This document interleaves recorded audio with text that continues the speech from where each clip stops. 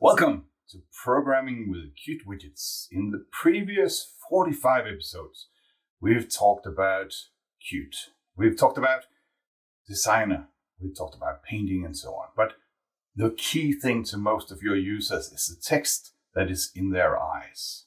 And this text maybe needs to be translated to their local language. In this and the following 5 episodes, I'll talk about how you do exactly that.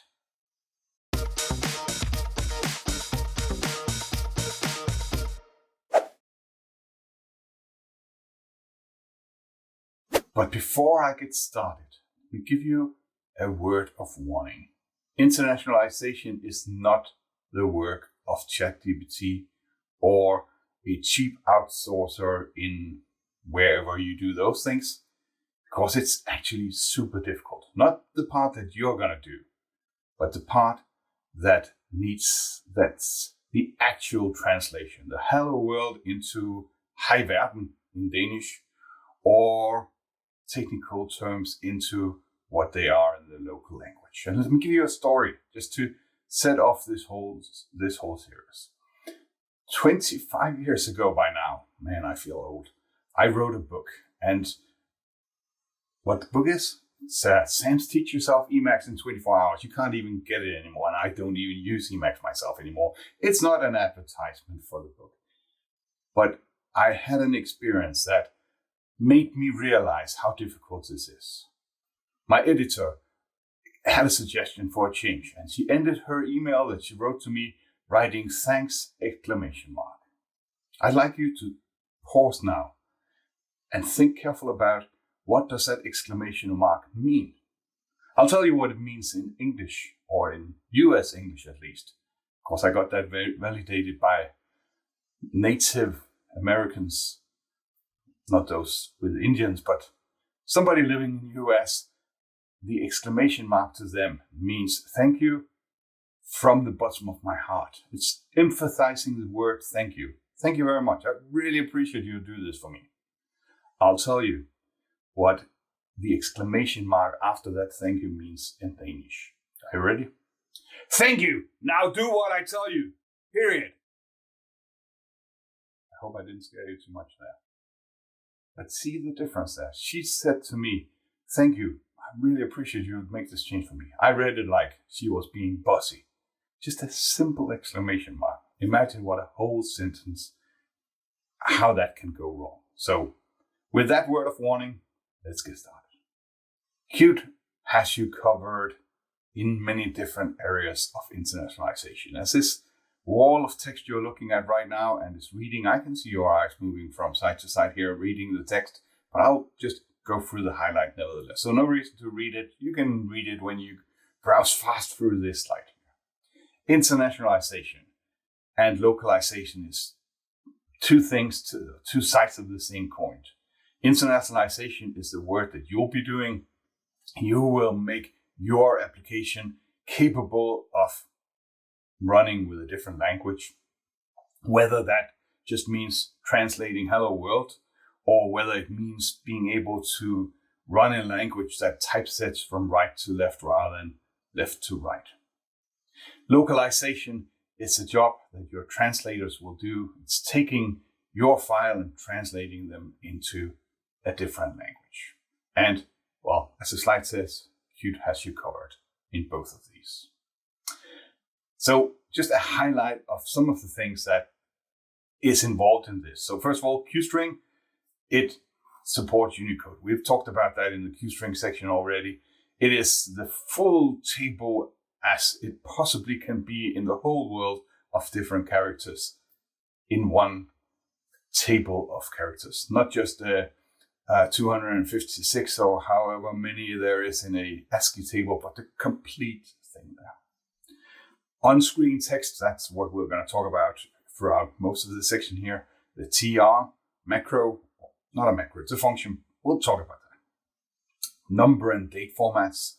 So it shows very different date in Danish versus in, Japanese. I have an example of exactly that. Loading of resources. So Some symbols might be offensive or simply not understood in different cultures. So for that, you might need different icons. And the resource system that we talked about many episodes ago actually has support for loading different resources depending on the locale that is located. The translation process, that's the localization part. There is a tool for that is called Qt Linguist, and we'll see that today. And finally, support for left to right and right to left. I would be interested if any of you out there who's watching this actually would be using this. You can ask your Qt application to typeset from right to left, but would that be how you do it? Or would you be writing a complete different application or whatever for those languages? But hey, let me know in the comments below. And finally, plural handling. The fabulous one files have been loaded. That's not because my English is bad. You've seen that in many different places. One file, parenthesis open, S, parenthesis close, have been loaded. Yeah, one file has been loaded. Translation of that is also supported in Qt. In most of the work that you will be doing in your day-to-day life, it looks something as simple as this. Most of it you won't even do anything because you'll be using Qt Designer. But if you write some C++ code where there is a string that needs to be translated, you will wrap it with this function called tr. It's a function that lives in QObjects. And that's all. You can go back to playing volleyball or watching TV or whatever you want to do for the rest of the day. You don't need to watch the rest of it unless you want to know the deeper details. And of course, there is this one files have been loaded issues that we'll be discussing too. But there's a few things that needs to be done by somebody in your organization. And that is to get those strings out of your application and send those to the translator, and getting the strings back and loading those strings depending on what. That's what the majority of the topic that we're going to talk about, what that is about. So here is an image. It's a beautiful image that's almost as old as my Emacs book. It's definitely not up to date when it comes to the tools that you'll be using today, because hopefully throughout this training course, I've been telling you not to use QMake, but to use CMake, despite all the pain that CMake inflicts on you. And this slide here talks about QMake. But I'd like to keep it in here because it cuts down all the difficulties of CMake away. And then we have a whole episode just discussing CMake in the next episode here. What will happen is that in your code, you write something like this, or maybe you don't even. Maybe you don't write set text on your labels. Maybe Qt Designer does that for you. So maybe this step here is not there anymore. Then you will run a tool called lupdate. In the good old days, we would run lupdate from the command line. We would point lupdate to our .pro file, that's a QMake project file. It would go in there and it would search for translations and find the translations that was to be extracted. Now it found in here that there was an app.de.ts, so it would take all these strings here and put it into this XML file.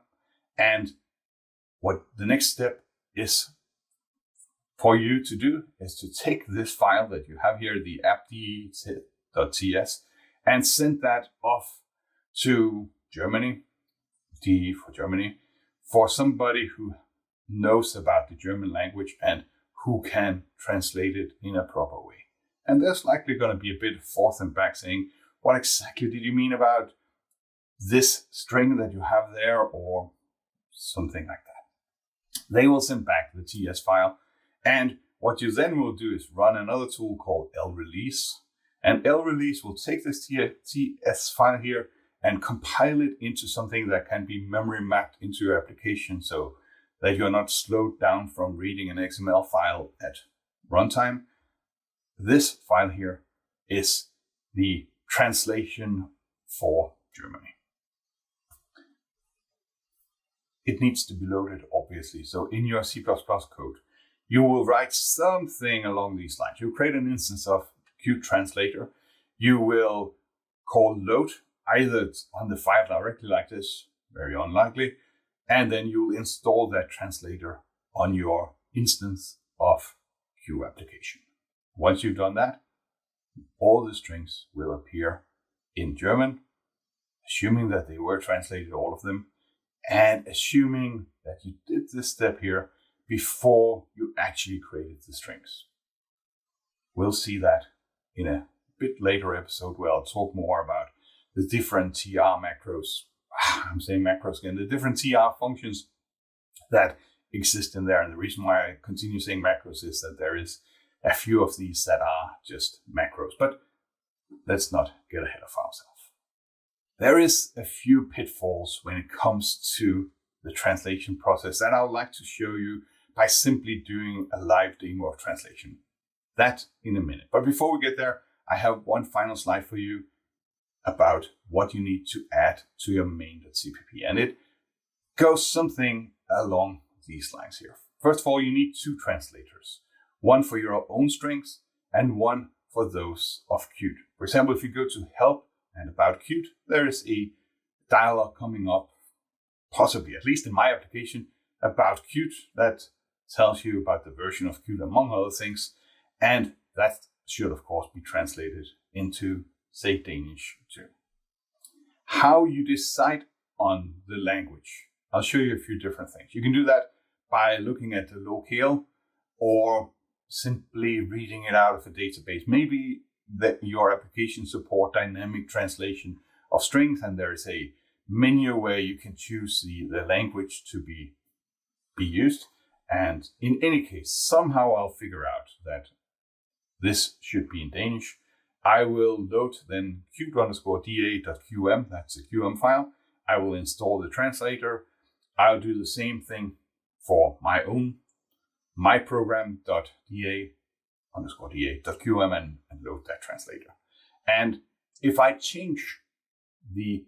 call load on these, then a new language will be loaded. But as we'll see a bit later on, when we come to the dynamic translation or dynamic choosing languages in your application, it doesn't magically work. You need to do a few things. But for that, you'll have to wait 5 days until that episode is released. For now, let's see the demo. The application is very simple, and you already seen it in this training earlier on. Back then, it was written entirely by hand. Now, I've changed it so that it's done with Qt Designer, because that will show you a very important facility about Qt's translation process. We have file, open, save, quit, help, and here's our about Qt, by the way, with a lot of information about Qt. The translation itself, well, let's see the application first. So it's a simple Qt Designer application that I have here. I have a main window. It has this UI file down here, and the UI file, well, looks like this. Not much going on in there. And this is the XML part of that UI file. Again, not really that interesting. Okay, let's see our main.cpp. In here, I create an instance of my editor, and I show that. What I need to do is to load the translator in there. But first, let's go and actually get the strings extracted. For that, I'll need to go and figure out where it is in here. So here's my prompt. So here is my source directory. I can make that slightly bigger. What I need to do is now call lupdate on my X text editor pro, and it will say something to me. Let's look at that. Warning, no TS file specified.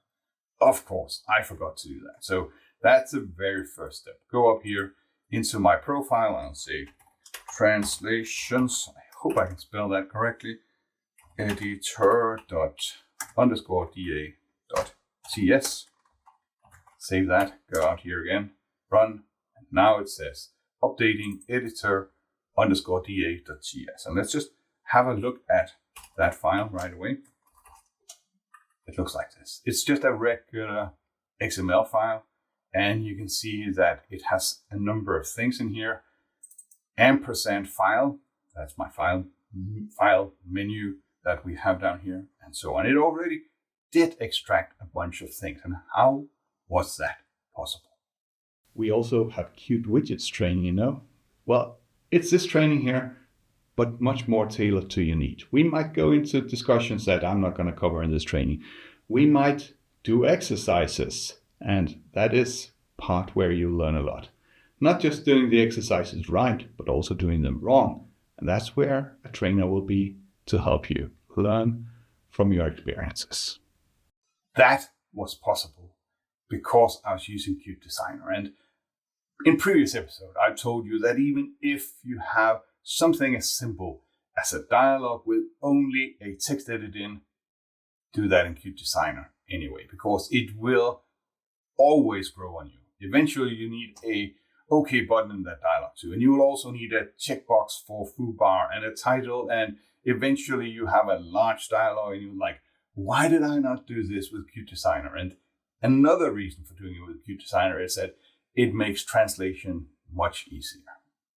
And if we look here at the generated file, so build, blah, blah, blah, this is the UI file that was extracted from UIC from my Qt Designer.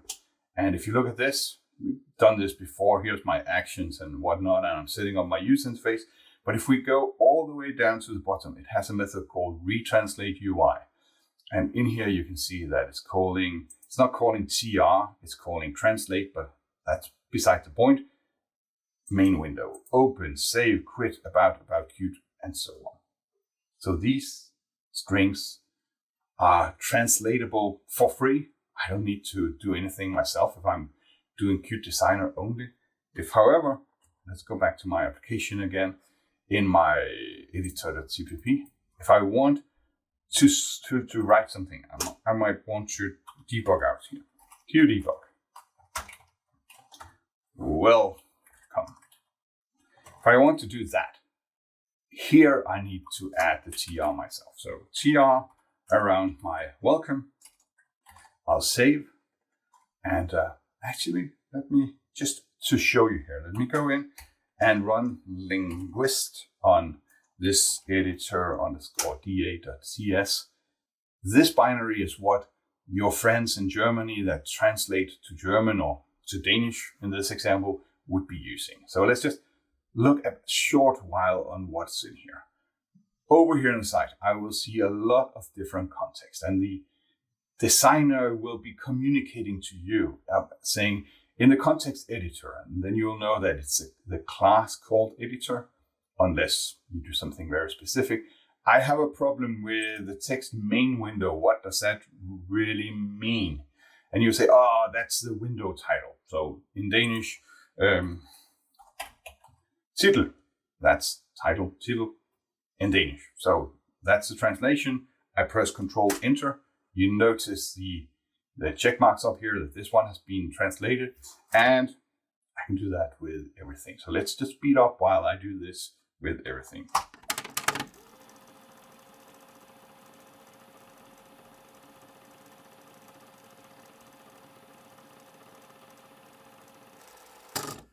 Okay, and back in regular speed now. You might have noticed that I cheated up here on toolbar because that's, I don't even know where you would see that string. Maybe if you drag the toolbar, maybe I should just call it. I'll just call it toolbar. There we are. Now it's translated. So now I've translated all the strings, and I will save the file here. I will quit, and you can see that it complained about a lot of things. Let's just make that go away really fast. And if we look into the file now, you can see that my file here was translated to filer, Danish, almost like English, right? And now a next version of my software comes out. And in this next version, I've added this welcome. So now I need to run the lupdate again. And what you'll notice is that it found 9 already existing and 1 new. And when I call Linguist now, you'll notice that I did not need to retranslate all of these again. All I'm missing is this welcome, and in Danish that is velkommen. And observe down here now, it says translation does not end with the same punctuation. So it's just a warning. It might be that I missed that it was welcome. Really welcome. Yeah. You gotta love languages. And Control Enter again to make that. We only have one context over here because it's a super simple application. But had this been a real world application, you would have lots and lots of context to go through. Over here, you can see the actual source code. And if we go up here and save again, you can see that you can even see the application translated on the fly.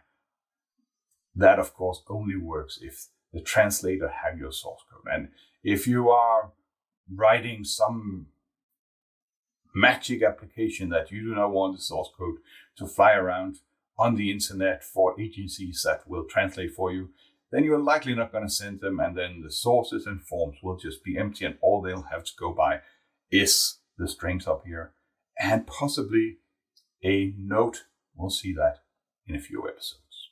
Okay, we've translated the file, we extracted the file, sent it to our translator who translated it, and after a while we got this TS file back. Now we'll call lrelease again on the project file here, and it will tell you blah blah blah, and it will give you information about how many of the strings were still not translated. Fortunately, in our situation, 0 unfinished, but it's definitely a number to look out for because, well, if you have an untranslated string, it will show up in whatever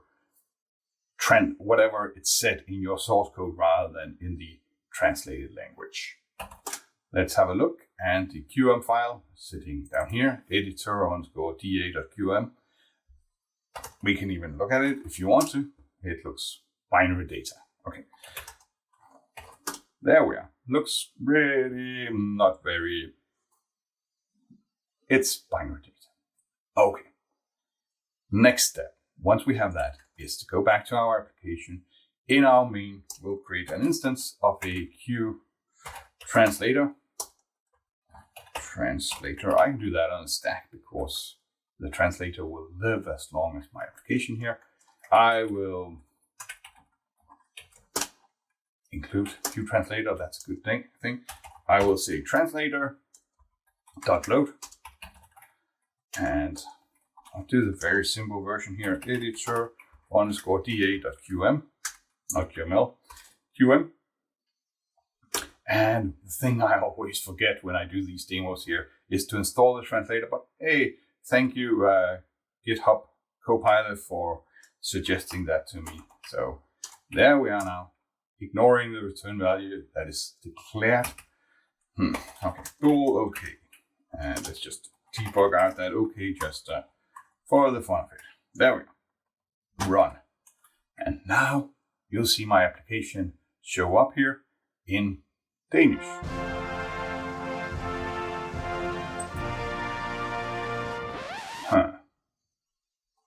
Not Danish. I'm sure you don't know much of Danish, but I can tell you we say afslut in Danish, not quit. And if I look down here, it says, okay, false.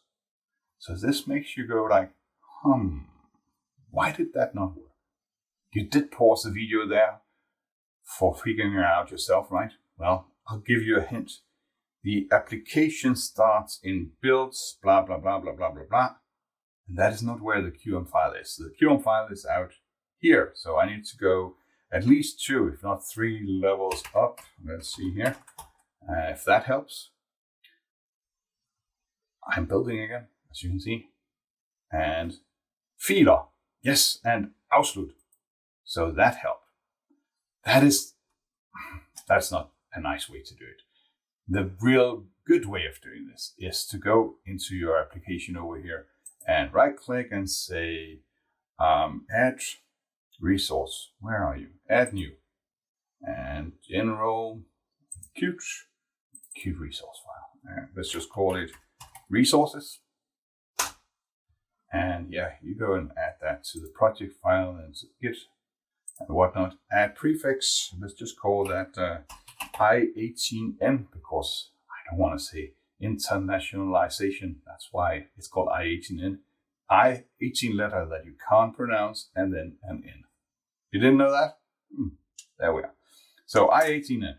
And then add files to that one. Let me just add my editor.qm.da. And now you can see editor.qa, whatever, that one. And let's go and add it to our main. Not that one. That was the wrong main. That's the solution I had there. Over here. This time, :editor.qm, editor.da qm. And hopefully, well, you won't see much of a difference this time because it is still, See, that's where it's good to go over here and find the resource here and right click and say copy path. This one. See, I got it wrong. And of course, I got it wrong on purpose so I can show you that, not because I'm an idiot, because Fehler, see? And Ausdruck. There we are. There is a few different ways that you can load your translations. Let me show you another way. And this time I'll just jump to a pre-cooked solution that I have for you to download so you can play with it yourself. Here is what it looked like before. We went and found the editor.da.qm. What I can do instead is that I can use the current locale to figure out what is my current translation. And then the prefix, that's the editor here. And then there's an underscore here for separating. It could be as anything because I could have editor_da_dk. That would be Danish as they speak it in Denmark. In contrast to Danish, they speak it in Norway and Sweden. You don't get that. Never mind. But it could be. And if I were specifying that I wanted editor_, or I wanted the local Danish as they speak it in Denmark, but I didn't have that, it would try, do we have one for Danish there at least? So that's why I need this underscore here to specify that it can strip away and try as good as it can to find a translation. And then this is the directory to search in. And to play with this, at least on my Linux system, I'm sure you can find similar ways on your system that do not require that you change the whole experience on your desktop. Simply go and change the environment variable language. So here I have English as they speak it on Gibraltar. No, this is just something I made up. I can make these strings up myself. Obviously, I wouldn't do that. And it looks like this filth. Öblem quote. If you are wondering what kind of English is that, well, that is the English that ChatGPT will spit out at you if you ask it to translate the application into gibberish. That's what the GB means. Just a fun little twist on this whole experience. Hello. And Ubuntu. There we are. This is still not in gibberish because that's a translation. Well, it's not translated because I didn't load a translator for the strings in Qt itself. That's it for this very first episode of Internationalization. We saw it done with Qmake, and likely you're not going to do it with Qmake, but with CMake instead. And I'll show you in the next episode how to set everything up. But just remember, you mark your code with the tr macro, or you're using Qt Designer, so there's nothing to be done. Then you run this tool again, somehow with CMake. That's called lupdate, which updates your, not just one, maybe you have 20 TS files, one for Danish, one for Great Britain, one for US. They speak a different kind of English dialect in these two places, and so on and so on. And then you call lrelease, which will take those TS files and compile them into something that is easier to load at runtime. And now you have those files. They need to be loaded. You need to figure out where they are, and you need to set up a Qt translator and install that translator on your Qt application. That's it for this time. I see you next time in programming with Qt Widgets.